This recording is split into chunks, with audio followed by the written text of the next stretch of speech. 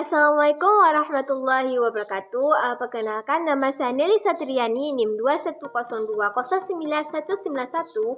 Pada kesempatan kali ini, saya akan menjelaskan tentang sistem pernafasan pada manusia. Sistem pernafasan manusia yaitu proses masuknya O2 dan keluarnya CO2 atau proses masuknya oksigen dan keluarnya karbon dioksida. Adapun fungsi dari sistem pernafasan manusia yang pertama yaitu menghirup dan menghembuskan udara, terjadinya pertukaran gas antara paru-paru dengan darah, terjadinya juga pertukaran gas antara darah dengan jaringan sel yang ada di dalam tubuh kita. Dan selain itu, fungsi dari sistem pernafasan ini juga kita dapat mencium bau, dan selain itu menciptakan bunyi suara. Organ pernafasan pada manusia dimulai dari hidung ya teman-teman. Ini hidung, kemudian ada faring ya ini ya teman-teman. Kemudian ada laring ini, ada trakea, ada bronkus ini, ada bronchiolus ini, dan ada alveolus ya teman-teman. Ini ya alveolusnya ya teman-teman. Baik, saya akan menjelaskan tentang hidung dulu ya.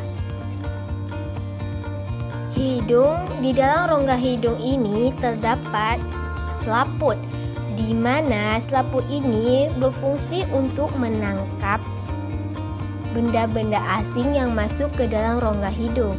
Selain itu, di hidung ini juga terdapat kelenjar keringat dan kelenjar minyak.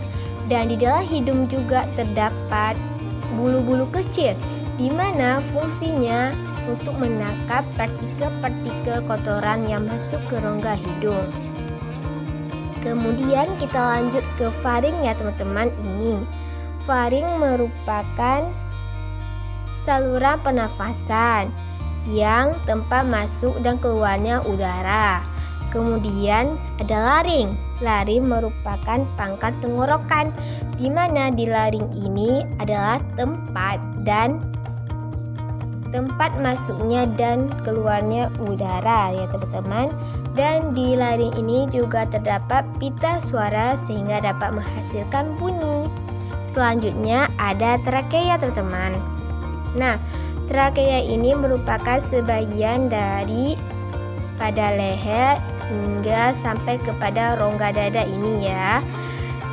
Di trakea ini terjadi penyaringan benda asing yang masuk melalui saluran pernafasan ini ya tadi ya teman-teman.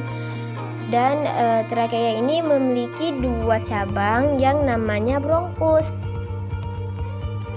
Nah, bronkus ini juga memiliki cabang namanya bronchiolus. Nah, di dalam bronchiolus juga adanya, kita lihat bercabang-cabang lagi, adanya alveolus. Di mana di dalam alveolus ini merupakan adanya sel darah, dan di sini juga terjadinya pertukaran antara O2 dan CO2.